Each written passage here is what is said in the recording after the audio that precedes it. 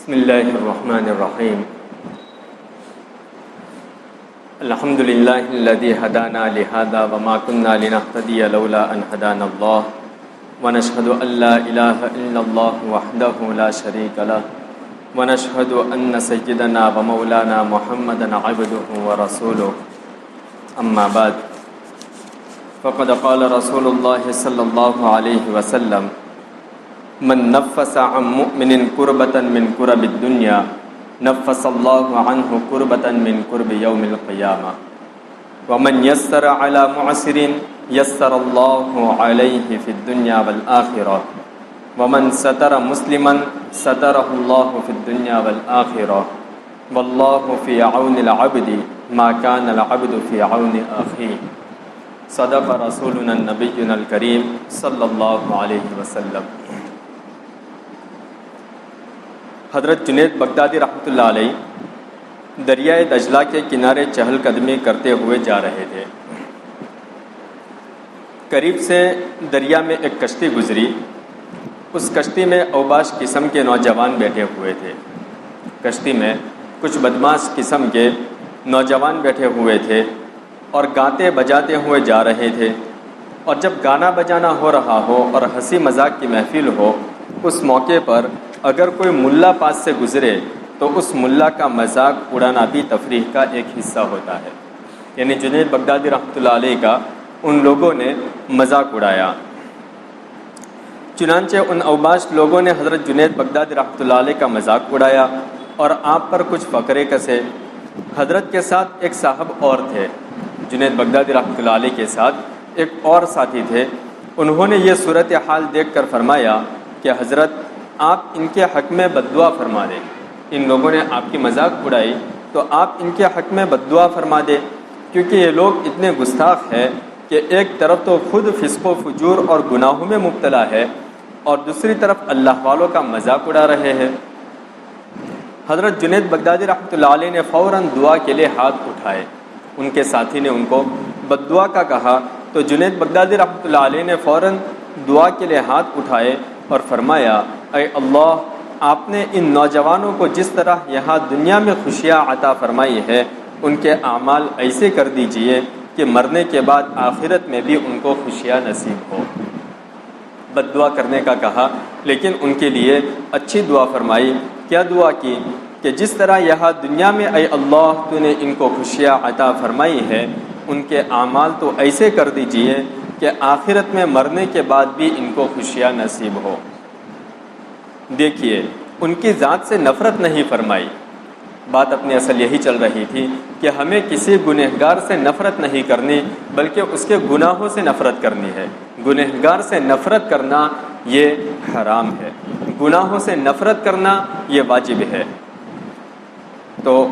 ان کی ذات سے نفرت نہیں فرمائی، اس لیے کہ یہ تو میرے اللہ کی مخلوق ہے، میرے اللہ کی بنائی ہوئی یہ مخلوق ہے، میرے اللہ کے بندے ہیں، ان میں تو کیا برائی ہو سکتی ہے اللہ کا بندہ ہونے کے ناطے۔ لیکن انہوں نے جن گناہوں کا راستہ اختیار کیا ہے وہ راستہ برا ہے، تو اس کو برا سمجھنا ہوتا ہے، نہ کہ اس بندے کو جو گناہوں میں مبتلا ہے۔ حضور اقدس نبی کریم صلی اللہ علیہ وسلم جو تمام دنیا کے لیے رحمت للعالمین بنا کر بھیجے گئے، جب آپ پر کفار کی طرف سے اینٹیں برسائی جا رہی تھی، آپ کو پتھر مارے جا رہے تھے، آپ کے پاؤں زخم سے لہو لہان تھے، لیکن اس وقت بھی زبان پر یہ الفاظ جاری تھے، اللہم اہد قومی فانہم لا یعلمون۔ اے اللہ، میرے قوم کو ہدایت عطا فرما، ان کو علم نہیں ہے، یہ مجھے جانتے نہیں ہے، یہ نادان ہے، اور نادانی میں یہ لوگ یہ حرکت کر رہے ہیں، اے اللہ ان کو ہدایت عطا فرما۔ زبان پر یہ الفاظ اس لیے جاری ہوئے کہ کفار کے ان اعمال سے تو نفرت اور بغض ہے، لیکن ان کی ذات سے نفرت نہیں۔ اللہ کے نبی صلی اللہ علیہ وسلم کی زبان مبارک سے یہ دعا کے الفاظ اس لیے نکلے کہ ان کفار کی ذات سے آپ کو بغض نہیں تھا، بلکہ ان کے اعمال اور ان کے کرتوت سے بغض تھا۔ اور ذات بحیثیت ذات کے میرے اللہ کی مخلوق ہے، اور میرے اللہ کی مخلوق سے مجھے محبت ہے۔ یہ بات یاد رکھنی چاہیے کہ فسق و فجور سے اور گناہوں سے نفرت نہ کرنا بھی گناہ ہے، گناہوں سے نفرت نہ کرنا بھی گناہ ہے۔ گناہوں سے ضرور نفرت کرنی چاہیے، اور ان کو برا سمجھنا چاہیے، لیکن جو شخص ان گناہوں کے اندر مبتلا ہے اس کی ذات کی حقارت دل میں نہیں آنی چاہیے، اس سے نفرت نہیں ہونی چاہیے، بلکہ اس پر ترس کھانا چاہیے۔ جس طرح ایک شخص بیمار ہو جائے اور علاج کے لیے ڈاکٹر کے پاس جائے تو اب ڈاکٹر کا یہ کام نہیں ہے کہ اس پر ناراض ہو جائے کہ تم کیوں بیمار پڑے۔ ڈاکٹر کبھی ایسا نہیں کرے گا کہ بیمار آدمی کو یوں کہے کہ تم کیوں بیمار پڑے، بلکہ وہ ڈاکٹر اس بیمار کے اوپر ترس کھاتا ہے کہ بیچارہ اس بیماری میں مبتلا ہو گیا اور اس کا علاج کرتا ہے اور اس کے لیے دعا بھی کرتا ہے کہ یا اللہ اس کی بیماری کو دور فرما دے۔ اسی طرح گنہگار، فاسق و فاجر کے ساتھ بھی یہی معاملہ ہونا چاہیے کہ ان کے فسق و فجور سے بغض اور نفرت ہو، لیکن ان کی ذات سے بغض اور نفرت نہ ہو، بلکہ اس کی ذات کے ساتھ اس لحاظ سے محبت ہو کہ یہ میرے اللہ کی مخلوق ہے، اور اس کے لیے دعا کرے کہ اللہ تعالیٰ اس کو راہ راستہ پر، سیدھے راستے پر لے آئے۔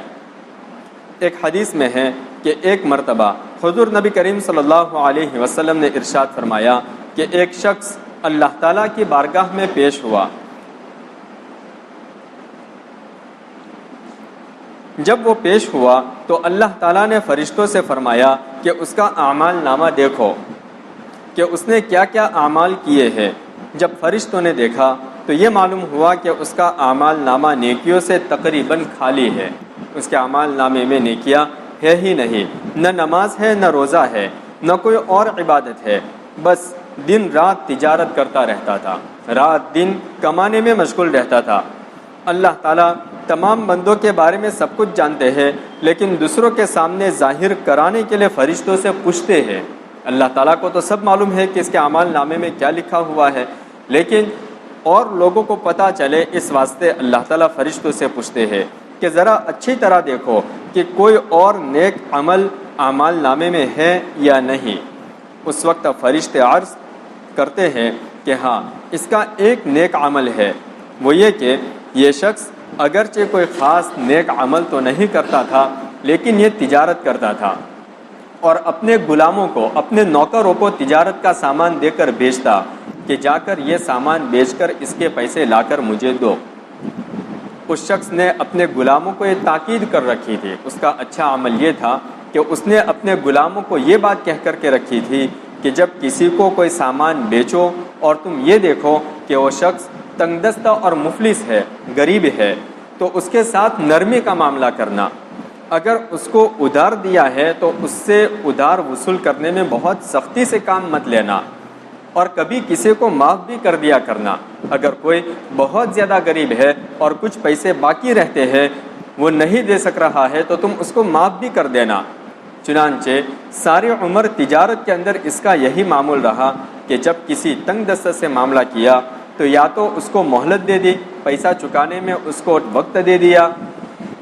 اور اگر کچھ پیسہ باقی رہا نہیں دے سکا تو اس کو معاف بھی کر دیا۔ اللہ تعالیٰ فرماتے ہیں کہ اچھا یہ میرے بندوں کو معاف کرتا تھا،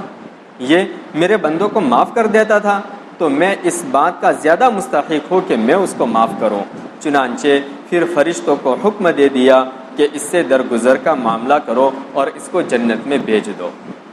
بہرحال بندوں کے ساتھ معافی کا معاملہ کرنا اللہ تعالیٰ کو بہت پسند ہے،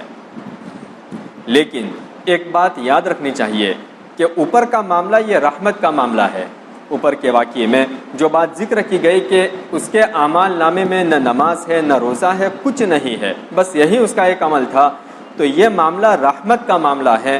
یہ کوئی قانون نہیں ہے کہ اللہ تعالیٰ ایسا ہی جو ہے اپنے ہر بندے کے ساتھ کر دیتے ہیں۔ لہذا کوئی شخص یہ نہ سوچے کہ یہ اچھا نسخہ ہاتھ آ گیا کہ نہ نماز پڑھو، نہ روزہ رکھو، نہ زکوٰۃ دو، نہ دوسرے فرائض انجام دو، نہ گناہوں سے بچو، بس میں بھی اسی طرح لوگوں کو معاف کر دیا کروں گا تو قیامت کے دن میری بھی معافی ہو جائے گی۔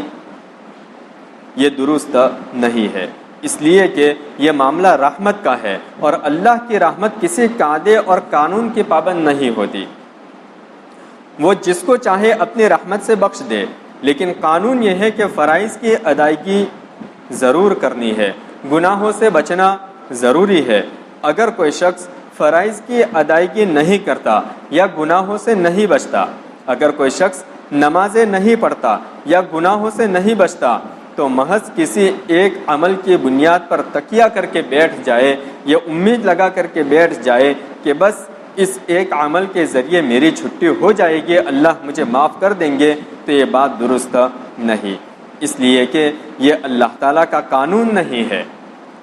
جس شخص کی صرف ایک عمل کی بنیاد پر بخشش ہو گئی، معلوم نہیں اس نے وہ عمل کس جذبے کے ساتھ کیا ہوگا۔ جس کے ساتھ اللہ نے یہ معاملہ کیا تو ہم کو تو یہ پتہ نہیں کہ اس نے کس جذبے کے ساتھ یہ عمل کیا تھا، اور اس کی بنیاد پر اللہ تعالیٰ کی رحمت جوش میں آ گئی اور اللہ تعالیٰ نے اس کو معاف کر دیا۔ ہمارے اور آپ کے لیے یہ کوئی ہمیشہ کا دستور العمل نہیں ہے۔ حضرت تھانوی رحمۃ اللہ علیہ نے اس قسم کے واقعات کی صحیح حقیقت سمجھانے کے لیے ایک واقعہ بیان فرمایا کہ نظام حیدرآباد دکن کے ایک نواب صاحب تھے، ان کے وزیر نے ایک مرتبہ ان کی دعوت کر دی۔ نواب صاحب کی وزیر نے اپنے گھر دعوت کی، ان کو اپنے گھر بلایا۔ جب نواب صاحب گھر میں داخل ہوئے تو وزیر صاحب کا بچہ وہاں پر کھیل رہا تھا۔ نواب صاحب کو بچوں سے چھیڑ خانی کرنے کی عادت تھی۔ انہوں نے وزیر کے بچے کو چھیڑنے کے لیے اس کا کان پکڑا۔ وہ بچہ بہت تیز ترار تھا، بڑا غصے والا بچہ تھا۔ وہ کیا جانے کہ نواب کون ہے، میرا کان کھینچنے والا کون ہے، اس کو کیا پتا، اور بادشاہ کون ہے، کچھ پتا نہیں اس کو۔ بچے نے پلٹ کر نواب صاحب کو گالی دے دی۔ اب بچہ کس کا؟ وزیر کا۔ گالی دی کس کو؟ نواب کو۔ جب وزیر صاحب نے بچے کے منہ سے نواب صاحب کے لیے گالی سنی تو ان کی تو جان نکل گئی۔ وزیر گھبرا گیا کہ میرے بچے نے نواب صاحب کو گالی دے دی، اور نواب صاحب کی تو زبان قانون ہوتی ہے، اب پتہ نہیں بچے کے ساتھ کیا معاملہ ہوگا۔ اس لیے وزیر نے اپنی وفاداری جتانے کے خاطر اپنی تلوار نکالی اور کہا کہ میں ابھی اس کا سر قلم کرتا ہوں، اگرچہ میرا یہ بچہ ہے لیکن میں ابھی اس کا سر قلم کرتا ہوں۔ اس نے نواب صاحب کی شان میں گستاخی کی ہے۔ نواب صاحب نے روکا کہ نہیں، ایسا مت کرو، چھوڑو، یہ بچہ ہی تو ہے، باقی یہ بچہ ذہین لگتا ہے۔ نواب نے کہا یہ بچہ بڑا ذہین لگتا ہے اور اس میں اتنی خودداری ہے کہ اگر کوئی شخص اس کا کان مروڑ دے تو یہ بچہ فوراً اس کے آگے ہتھیار ڈالنے والا نہیں ہے، بلکہ بڑا ذہین اور خوددار ہے، اپنا بدلہ خود لینے والا ہے اور اپنے اوپر اعتماد رکھنے والا ہے۔ ایسا کرو کہ اس کا ماہانہ وظیفہ جاری کر دو، اس بچے کو ہر مہینے کچھ رقم دے دیا کرو۔ چنانچہ اس کے لیے رقم جاری کروائی گئی۔ اس وظیفے کا نام تھا وظیفہ دشنام، یعنی گالی دینے کا وظیفہ۔ بچے نے نواب کو گالی دی، اس کا بدلہ کہ ہر مہینے اس کو اتنے پیسے مل جایا کریں گے۔ اب حضرت حکیم الامت مولانا اشرف علی صاحب تھانوی رحمۃ اللہ علیہ فرماتے ہیں کہ اب تم بھی یہ سوچ کر کے گالی دینے سے وظیفہ جاری ہوتا ہے، پیسے ملتے ہیں، لہذا تم بھی جا کر نواب صاحب کو گالی دیاؤ۔ ظاہر ہے کہ کوئی بھی ایسا نہیں کرے گا، کیونکہ یہ خاص طور پر اس بچے کے خاص حالات کو مد نظر رکھتے ہوئے یہ بادشاہ کی سخاوت کا ایک مظاہرہ تھا کہ گالی دینے کے باوجود بچے کو نواز دیا۔ لیکن یہ کوئی عام قانون نہیں تھا، یہ نواب کا قانون نہیں تھا کہ جو کوئی نواب صاحب کو گالی دے گا اس کو وظیفہ ملے گا، بلکہ اب کوئی گالی دے گا تو پٹائی ہوگی، جیل میں بند کر دیا جائے گا، ہو سکتا ہے کہ اس کا سر بھی اتار دیا جائے۔ یہی معاملہ اللہ تعالیٰ کی نکتہ نوازی کا ہے، یہی معاملہ اللہ تعالیٰ کی نکتہ نوازی کا ہے کہ کسی کو کسی نکتے سے نواز دیا اور کسی کو کسی نکتے سے نواز دیا، کسی کا کوئی عمل قبول فرما لیا اور کسی کا کوئی اور عمل قبول فرما لیا۔ ان کی رحمت کسی قید، کسی شرط اور کسی قانون کے پابند نہیں۔ وسعت رحمت کل شیء، میری رحمت تو ہر چیز پر وسیع ہے، اس لیے کسی کے ساتھ ناانصافی کبھی نہیں ہوتی، لیکن بعض اوقات کسی کو کسی عمل پر نواز دیا جاتا ہے جب وہ عمل اللہ تعالیٰ کو پسند آ جائے۔ اس سے یہ نتیجہ تو ضرور نکالا جاتا ہے کہ کوئی نیکی کا کام حقیر نہیں ہوتا۔ کیا پتہ کہ اللہ تعالیٰ کس نیک کام کو قبول فرما لے اور اس سے بیڑا پار ہو جائے۔ اس لیے کسی نیکی کے کام کو حقیر نہیں سمجھنا چاہیے، لیکن یہ نتیجہ نکالنا درست نہیں ہے کہ چونکہ یہ واقعات سننے میں آئے ہیں کہ اللہ تعالیٰ نے فلاں نیک کام پر بخش دیا، کہ ایک فاحشہ عورت کو ایک کتے کو پانی پلانے پر بخش دیا، لہٰذا اب تو نہ نماز پڑھنے کی ضرورت ہے نہ روزے رکھنے کی ضرورت ہے، بس آدمی اللہ کی رحمت پر امید لگا کر کے بیٹھ جائے۔ چنانچہ یہ حدیث آپ نے سنی ہوگی کہ حضور اقدس صلی اللہ علیہ وسلم نے فرمایا کہ عاجز وہ شخص ہے جو اپنے نفس کو خواہشات کے پیچھے چھوڑ دے، اور جو دل میں آ رہا ہے وہ کام کر رہا ہے، یہ نہیں دیکھ رہا ہے کہ یہ کام حلال ہے یا حرام ہے، جائز ہے یا ناجائز، لیکن اللہ تعالیٰ پر تمنا اور آرزو لگائے بیٹھا ہے کہ اللہ میاں تو بڑے غفور الرحیم ہے۔ آدمی نمازیں نہیں پڑھ رہا، روزے نہیں رکھتا، گناہوں سے نہیں بچتا، اور اس کو جب کوئی دین کی دعوت دیتا ہے تو کہتا ہے کہ اللہ تعالیٰ بڑا غفور الرحیم ہے، میں غریبوں کی مدد کرتا ہوں، لوگوں کے ساتھ نرمی کا معاملہ کرتا ہوں، میرا اللہ میری اس بات پر بخشش کر دے گا۔ تو یہ کیا چیز ہے کہ اللہ تعالیٰ پر تمنا اور آرزو لگائے بیٹھنا کہ اللہ میاں بڑا غفور الرحیم ہے، سب معاف فرما دیں گے۔ تو یہ عاجز کہا گیا ایسا کرنے والے شخص کو، یعنی یہ شخص نکما ہے، یہ شخص نکما ہے کہ کرنا کچھ نہیں ہے اور اللہ پر امید لگائے بیٹھا ہے۔ اسی طرح ایک اور حدیث میں جناب رسول کریم صلی اللہ علیہ وسلم نے ارشاد فرمایا کہ تم سے پہلے جو امتیں گزری ہے ان میں ایک شخص ایسا تھا کہ جب وہ کوئی چیز بیچتا تو اس میں نرمی سے کام لیتا، جب وہ کوئی چیز بیچتا تو سامنے والے گاہک کے ساتھ نرمی کا برتاؤ کرتا، یہ نہیں کہ پیسے پہ لڑتا، 101 روپیہ ہو رہا ہے تو 1 روپیہ چھوڑ دیتا، یہ نہیں کہ نہیں 1 روپیہ دینا ہی پڑے گا، وہ پیسے پہ لڑتا نہیں تھا، بلکہ گاہک کو ایک قیمت بتا دی۔ اب گاہک کہہ رہا ہے کہ تھوڑی سی کمی کر دو، تھوڑی سی کچھ رعایت کر دو، کچھ مناسب قیمت بتا دو، تو اس نے یہ سوچ کر کہ چلو تھوڑا منافع کم سہی، چلو اس کو دے دو۔ اسی طرح جب وہ کوئی چیز خریدتا، یہ اس کا بیچنے میں معاملہ ہوتا، ایسے ہی جب وہ کوئی چیز خریدتا، سامان خریدتا، تب بھی نرمی کا معاملہ کرتا، سامنے والے تاجر سے، بیپاری سے نرمی کا معاملہ کرتا۔ جب دکاندار نے چیز کی قیمت بتا دی، اس نے بس ایک مرتبہ اس سے کہہ دیا کہ بھائی تھوڑی سی قیمت کم کر دو، تھوڑا سا مناسب کر دو، یہ نہیں کہ قیمت کم کرانے کے لیے اس سے لڑ رہا ہے۔ بعض مرتبہ تاجر کے ساتھ، بیپاری کے ساتھ آدمی لڑتا ہے کہ نہیں اتنے میں ہی آپ کو دینا پڑے گا، نہیں دینا ہی پڑے گا، نہیں، یہ طریقہ صحیح نہیں ہے، بلکہ اس کو 2-4 مرتبہ کہہ دیا کہ بھائی تھوڑا سا مناسب کر دو، اس سے لڑنا نہیں، اور اس سے زبردستی وہ کم بھی نہیں کراتا تھا، بلکہ 1-8 مرتبہ کہہ دینے کے بعد قیمت ادا کر کے چیز لے لی۔ اس کو 1-8 مرتبہ کہا، اس نے جو کچھ مناسب قیمت بتا دی وہ قیمت اس نے ادا کر دی اور وہ چیز اس نے لے لی۔ اسی طرح جب دوسرے سے اپنا حق وصول کرنے کا وقت آتا، مثلا کسی سے پیسے وصول کرنے ہیں یا قرض وصول کرنا ہے، تب بھی وہ نرمی کا معاملہ کرتا اور اس سے کہتا کہ چلو ابھی پیسے نہیں ہے تو بعد میں ادا کر دینا، تمہیں اور مہلت دیتا ہوں۔ جب آخرت میں اللہ تعالیٰ کے سامنے اس کی پیشی ہوئی، پچھلی امت میں یہ جو شخص گزرا، اس کی مرنے کے بعد جب اللہ تعالیٰ کے سامنے پیشی ہوئی تو اللہ تعالیٰ نے فرمایا کہ چونکہ یہ میرے بندوں کے ساتھ نرمی کا معاملہ کرتا تھا، اس لیے میں بھی اس کے ساتھ نرمی کا معاملہ کرتا ہوں، پھر اس کی مغفرت فرما دی۔ بہرحال اللہ تعالیٰ کو بندوں کے ساتھ نرمی کا معاملہ کرنا اور تنگ دست کے ساتھ، غریب کے ساتھ آسانی کا معاملہ کرنا بہت ہی زیادہ پسند ہے۔ حضور اقدس صلی اللہ علیہ وسلم کی ساری زندگی کا یہ معمول تھا کہ جب بھی کسی کے ساتھ خرید و فروخت کا معاملہ فرماتے، آپ صلی اللہ علیہ وسلم جب بھی کسی سے کوئی چیز بیچتے یا کسی سے کوئی چیز خریدتے تو اپنے ذمے جتنا واجب ہوتا اس سے زیادہ ہی دیا کرتے تھے۔ ایک چیز خریدی 100 روپے کی ہے، لیکن جب اس کو پیسہ دیتے تو اس کے اوپر 2 روپیہ، 3 روپیہ، 5 روپیہ، 10 روپیہ جو بھی ہو سکتا ہے وہ زیادہ دے دیتے۔ اس زمانے میں سونے چاندی کے سکے رائج تھے اور وہ سکے بھی مختلف مالیتوں کے ہوتے تھے، اس لیے ان کی گنتی کے بجائے ان کا وزن دیکھا جاتا تھا کہ کتنے وزن کا ہے، اس کے ذریعے قیمت ادا کی جاتی تھی۔ ایک روایت میں آتا ہے کہ حضرت صلی اللہ علیہ وسلم ایک چیز بازار سے خریدی، آپ نے ایک چیز بازار سے خریدی،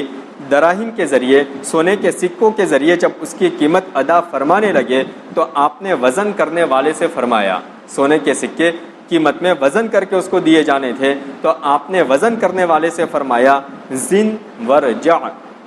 جھکتا ہوا تولو، آپ نے اس سے فرمایا جھکتا ہوا تولو، یعنی میرے ذمے جتنے درہم واجب ہے اس سے کچھ زیادہ دے دو۔ ایک روایت میں آپ نے ارشاد فرمایا ان خیارکم احسنکم قضاء، تم میں سب سے بہتر لوگ وہ ہے جو جب دوسرے کا حق ادا کرے تو اچھی طرح ادا کرے۔ کیا فرمایا؟ تم میں سب سے بہتر شخص وہ ہے کہ جب دوسرے کو حق ادا کرے تو اچھی طرح سے ادا کرے، یعنی کچھ زیادہ ہی ادا کرے۔ 40,500 کسی کو دینے ہیں، 40,000 دے کر کے چلے گئے، 500 روپے کم دیے، حالانکہ شروع میں بھی قیمت کم کروائی تھی، جب باؤ طے کیا تب بھی قیمت کم کروائی، اور پھر آخری پیمنٹ دینے جا رہے ہیں تب بھی 500 روپے کم دے رہے ہیں۔ یہ سخت بد اخلاقی ہے، یہ بہت بڑی بد اخلاقی ہے۔ اس کو اگر تم زیادہ نہ دے سکو تو کم از کم وہ 500 اوپر کی قیمت ہے یا 100 روپیہ 200 روپیہ جو اوپر کی قیمت ہے وہ اس کو دے دو۔ شروع میں بھی کم کروانا، آخر میں بھی کم کروانا، یہ بڑی بد اخلاقی ہے۔ آپ صلی اللہ علیہ وسلم کا کیا معمول تھا کہ آپ تو کچھ زیادہ دے دیتے، جب قیمت ادا کرنے کی بات آتی 40,000 دینے ہیں تو 40,000 کے اوپر 100 روپے اس کو زیادہ دیے، حالانکہ دینے ہیں 40,000 اور ہم 100 روپے اس کو نہیں دیں گے، بھائی اتنا تو چھوڑنا ہی پڑے۔ وہ اگر مانگے گا تو برا بھی لگ جائے گا کہ تم 100 روپے کا مان نہیں رکھو گے، جبکہ اسلامی طریقہ یہ ہے کہ وہ 100 روپے تو دے دو، اور اگر ہو سکے تو اچھے اخلاق کا مظاہرہ کرتے ہوئے اس کو 50 روپے اور زیادہ دے دو۔ مثلا آپ کے ذمے 100 روپے قرض تھے، آپ نے 100 کے بجائے 110 ادا کر دیے، اور یہ کہ دیتے وقت پریشان مت کرو، کسی کو دھکے کھلا کھلا کر کے پیسے دو، ایسا مت کرو،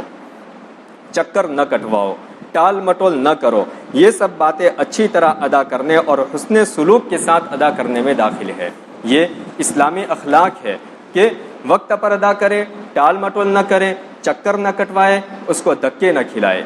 حضرت امام ابو حنیفہ رحمۃ اللہ علیہ جو فقہ کے اندر ہمارے مقتدا ہے، ہم جس مسلک پہ چلتے ہیں وہ مسلک ہمارا حضرت امام ابو حنیفہ رحمۃ اللہ علیہ سے رائج ہے، تو ان کی فقہ پر ہم عمل کرتے ہیں۔ انہوں نے اپنے شاگردوں کے نام ایک وصیت نامہ لکھا ہے۔ اس وصیت نامہ میں وہ لکھتے ہیں جب کسی کے ساتھ خرید و فروخت کا معاملہ ہو تو اس کو اس کے حق سے کچھ زیادہ ہی دے دیا کرو، کم نہ کیا کرو۔ حضور اقدس صلی اللہ علیہ وسلم کی سنت ہے، ہم لوگوں نے صرف چند خاص سنتیں یاد کر لی ہے، ہم لوگوں نے چند خاص سنتیں یاد کر لی ہے اور اس پر عمل کر لیتے ہیں، حالانکہ یہ ابھی جتنی باتیں ذکر کی گئی یہ سب حضور اقدس صلی اللہ علیہ وسلم کی سنت کا حصہ ہے۔ ہمیں ان پر بھی عمل کرنا چاہیے، اور اسی کے ذریعے سے غیروں کو اسلام کا صحیح میسج پہنچتا ہے۔ اللہ تعالی ہم سب کو اس پر عمل کرنے کی توفیق عطا فرمائے۔ اس حدیث میں اسی سنت کی طرف اشارہ کرتے ہوئے آپ صلی اللہ علیہ وسلم نے فرمایا وَمَنْ يَسَّرَ عَلَى مُعْسِرٍ يَسَّرَ اللَّهُ عَلَيْهِ فِي الدُّنْيَا وَالْآخِرَةِ، یعنی جو شخص کسی تنگ دست کے ساتھ آسانی کا معاملہ کرے تو اللہ تعالیٰ دنیا اور آخرت دونوں میں اس کے ساتھ آسانی کا معاملہ فرمائیں گے۔ جو شخص کسی غریب کے ساتھ آسانی کا معاملہ کرے گا لین دین میں تو اللہ تعالیٰ قیامت کے دن اس کے ساتھ آسانی کا معاملہ فرمائیں گے۔ اصل آسانی تو آخرت کی آسانی ہے، لیکن تجربہ یہ ہے کہ ایسا شخص دنیا میں بھی پریشان نہیں ہوتا۔ روایت میں تو یہ کہا گیا کہ اللہ تعالیٰ اس کو آخرت کی آسانیاں دیں گے، لیکن تجربہ یہ ہے، انوبھو یہ ہے کہ ویسا شخص دنیا میں بھی خوش رہتا ہے۔ ایک حدیث میں ذکر کیا گیا کہ ایک فرشتہ روزانہ اللہ تعالیٰ سے یہ دعا کرتا ہے اللہم اعط ممسکن تلفن واعط منفقن خلفن، اے اللہ جو شخص پیسوں کو جوڑ کر رکھتا ہو، یعنی ہر وقت گنتا رہتا ہو کہ اب کتنے ہو گئے، کتنے پیسے جمع ہوئے اور کتنے ہو گئے، اور خرچ کرتے ہوئے اس کی جان نکل رہی ہو، خرچ کرتے ہوئے اس کی جان نکل رہی ہو، اے اللہ اس کے مال پر تو ہلاکت ڈال دے۔ روزانہ صبح میں فرشتہ یہ دعا کرتا ہے کہ اللہ تو ایسے شخص کے مال پر ہلاکت ڈال دے۔ چنانچہ اس دعا کے نتیجے میں اس کے مال پر اس طرح ہلاکت پڑتی ہے کہ کبھی اس کے پیسے چوری ہو جاتے ہیں، کبھی ڈاکہ پڑ جاتا ہے، کبھی اور کسی طرح کا کوئی نقصان ہو جاتا ہے، کچھ نہ ہو تو بے برکتی ضرور ہو جاتی ہے۔ وہ پیسے اگرچہ گنتی میں تو زیادہ ہو گئے، 1,00,000 کے 2,00,000 ہو گئے، لیکن ان پیسوں سے جو فائدہ حاصل ہونا چاہیے تھا اور ان پیسوں میں جو برکت ہونی چاہیے تھی وہ فائدہ اور برکت حاصل نہیں ہوتی۔ مثلا پیسے تو زیادہ ہو گئے لیکن گھر میں بیماریاں پیدا ہو گئی اور اب وہ پیسہ ہسپتال اور ڈاکٹر کی نظر ہو رہا ہے. بتائیے یہ کیسی برکت ہوئی؟ یا پیسے تو بہت جمع ہو گئے لیکن گھر کے اندر ناچاکی ہو گئے، گھر میں جھگڑے ہیں، لڑائیاں ہیں، اور اس کے نتیجے میں زندگی کا لطف ہی ختم ہو جاتا ہے. اور اسی کے ساتھ پیسے خرچ کرنے والوں کے لیے فرشتہ دعا کرتا ہے، وَأَعْطِ مُنْفِقًا خَلَفًا، اے اللہ جو شخص اللہ کی راہ میں خرچ کرتا ہو، صدقہ خیرات کرتا ہو، لوگوں کے ساتھ حسن سلوک کرتا ہو، کسی کو پیسے دے رہا ہو، کسی کے پیسے معاف کر رہا ہو، اے اللہ ایسے خرچ کرنے والے کو خرچ کا بدل دنیا میں ہی عطا فرما. بہرحال جو شخص اس طرح لوگوں کے ساتھ نرمی کا معاملہ کرنے والا ہو، بظاہر یہ معلوم ہوتا ہے کہ دوسروں کے مقابلے میں اس کے پیسے زیادہ خرچ ہو رہے ہیں، لیکن جو پیسہ خرچ ہو رہا ہے وہ حقیقت میں جا نہیں رہا بلکہ وہ اللہ تعالیٰ کی طرف سے برکت لا رہا ہے اور اللہ تعالیٰ اس کو بدل عطا فرما دیتے ہیں. آج تک کوئی شخص ایسا نہیں دیکھا گیا جو صرف اس وجہ سے مفلس ہو گیا کہ وہ صدقہ خیرات زیادہ کرتا تھا، لوگوں کے ساتھ نرمی کا معاملہ کرنے کی وجہ سے وہ مفلس ہو گیا ہو. ایسا کبھی نہیں ہوا، بلکہ اللہ تعالیٰ اس کو بدل ضرور عطا فرماتے ہیں. اسی لیے حدیث میں فرمایا کہ اللہ تعالیٰ دنیا میں بھی اس کے لیے آسانی پیدا فرماتے ہیں اور آخرت میں بھی آسانی کا معاملہ فرمائیں گے. اللہ تعالیٰ سے دعا کریں کہ اللہ تعالیٰ ہم سب کو اسلامک تعلیمات 100% صحیح طریقے سے سمجھنا آسان فرمائے اور اس کے مطابق اپنی زندگی گزارنے کی توفیق عطا فرمائے. وآخر دعوانا ان الحمد للہ رب العالمین.